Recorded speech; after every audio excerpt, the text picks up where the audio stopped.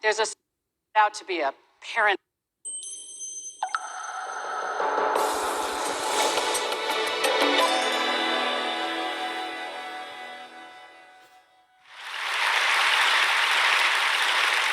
You know, I didn't set out to be a parenting expert. In fact, I'm not very interested in parenting per se. It's just that there's a certain style of parenting these days that is kind of messing up kids, impeding their chances to develop into their selves. There's a certain style of parenting these days that's getting in the way. I guess what I'm saying is we spend a lot of time being very concerned about parents who aren't involved enough in the lives of their kids and their education or their upbringing, and rightly so.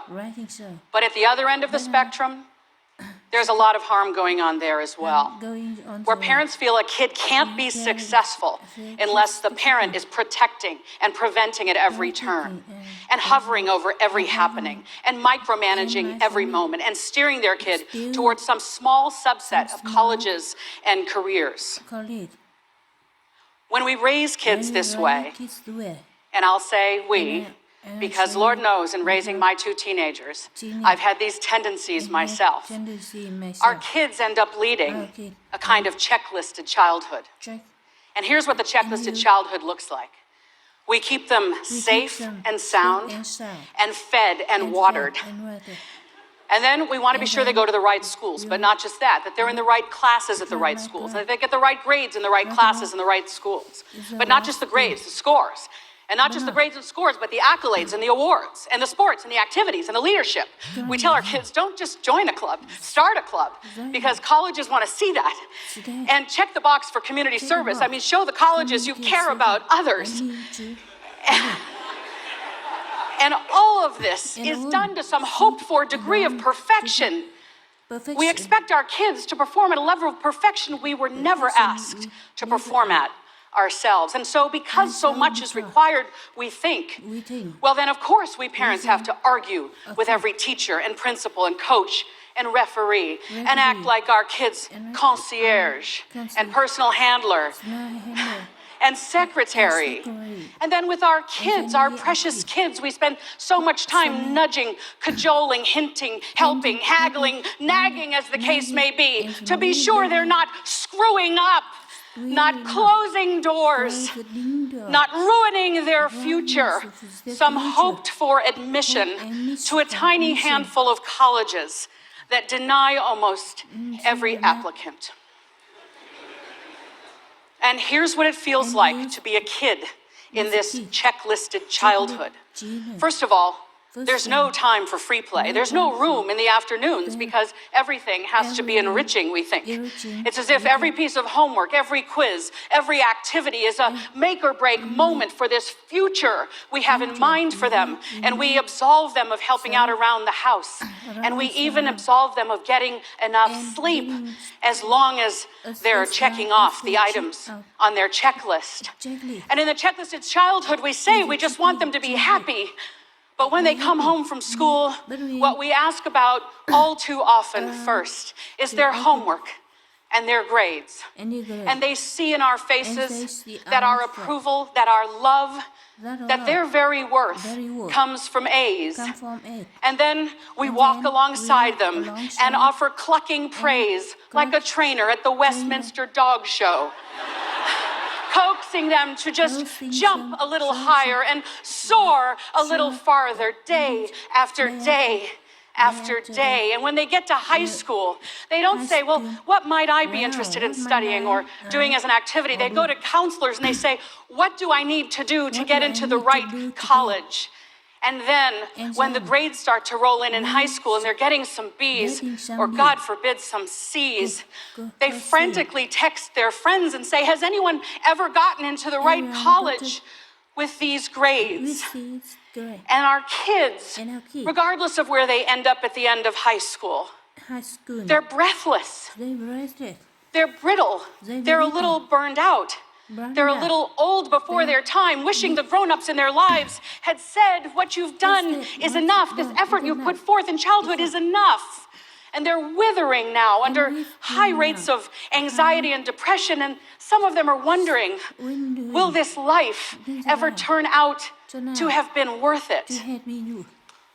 Well, we parents are pretty sure it's all worth it.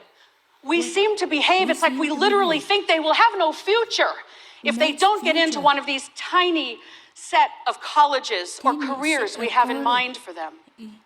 Or maybe we're just afraid they won't have a future we can brag about to our friends and with stickers on the backs of our cars. Yeah.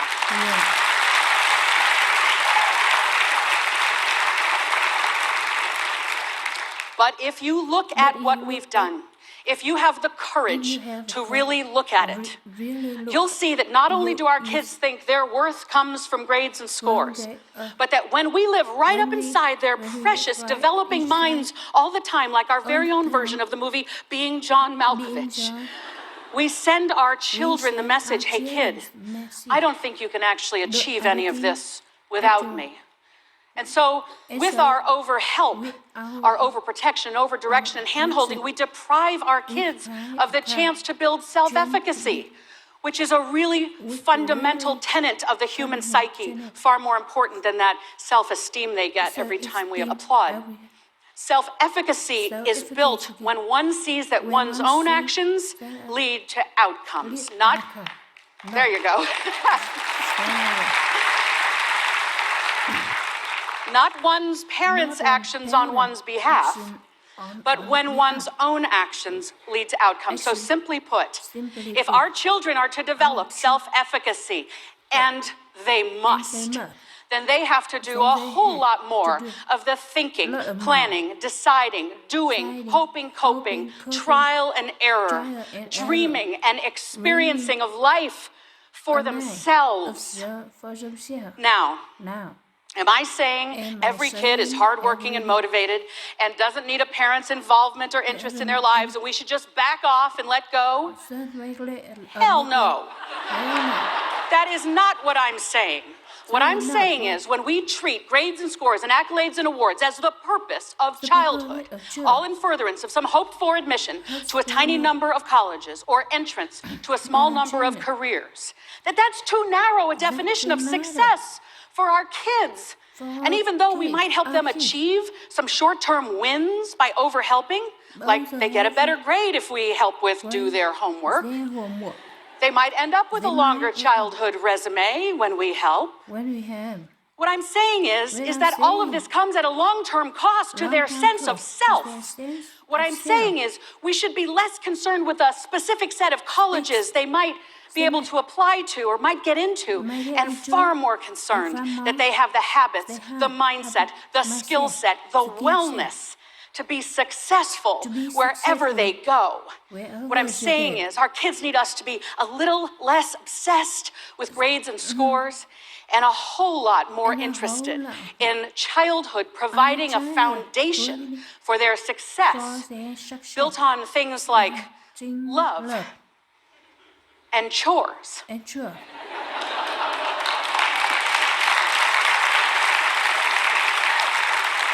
Did I just say chores? Did I just say chores? I really did. But really, here's why. The longest longitudinal study of humans ever conducted is called the Harvard Grant Study.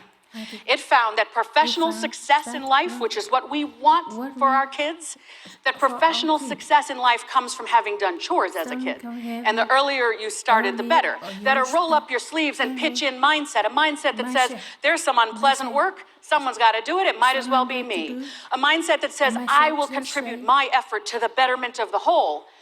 That's what gets you ahead in the workplace. Now, we all know this. You know this.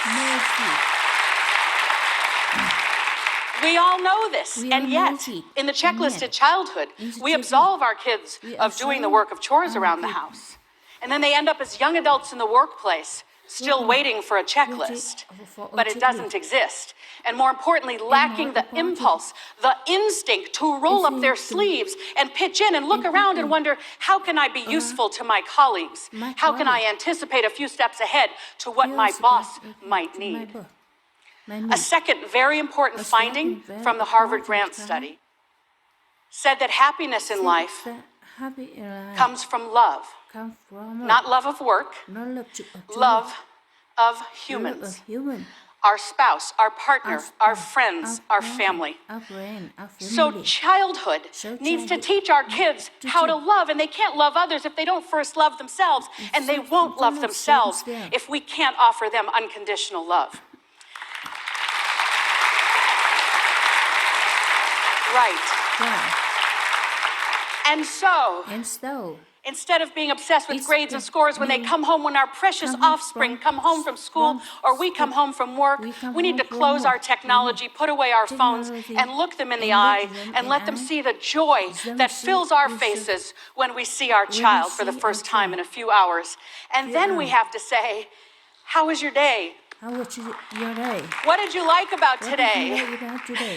And when your teenage daughter says lunch, like mine did, and I want to hear about the math test, not lunch, you have to still take an interest in lunch.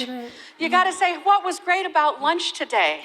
They need to know they matter to us as humans, not because of their GPA. All right, so you're thinking, chores and love, that sounds all well and good, but give me a break. The colleges want to see top scores and grades and accolades and awards, and I'm going to tell you, sorta. The very biggest brand name schools are asking that of our young adults. But here's the good news.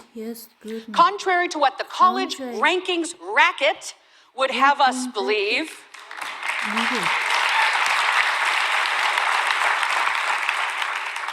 you don't have to go to one of the biggest brand name schools to be happy and successful in life. Happy and successful people went to state school, went to a small college no one has heard of, went to community college, went to a college over here and flunked out.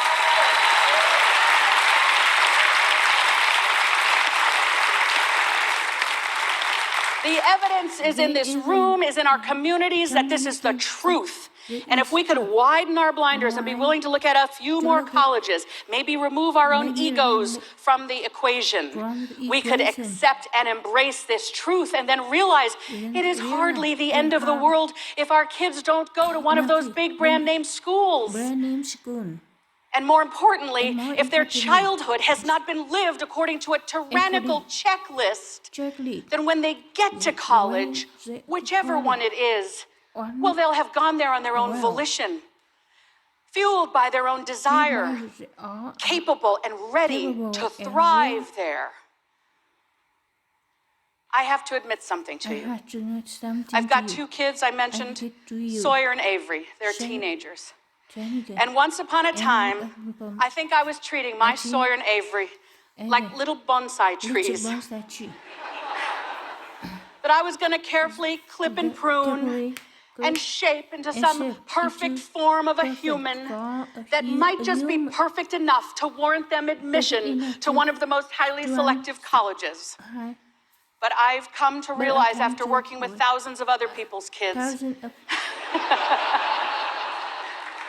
and raising two kids of my own, my kids aren't bonsai trees. They're wildflowers of an unknown genus and species. And it's my job to provide a nourishing environment, to strengthen them through chores, and to love them so they can love others and receive love. And the college, the major, the career, that's up to them. My job is not to make them become what I would have them become, but to support them in becoming their glorious selves. Thank you. Thank you.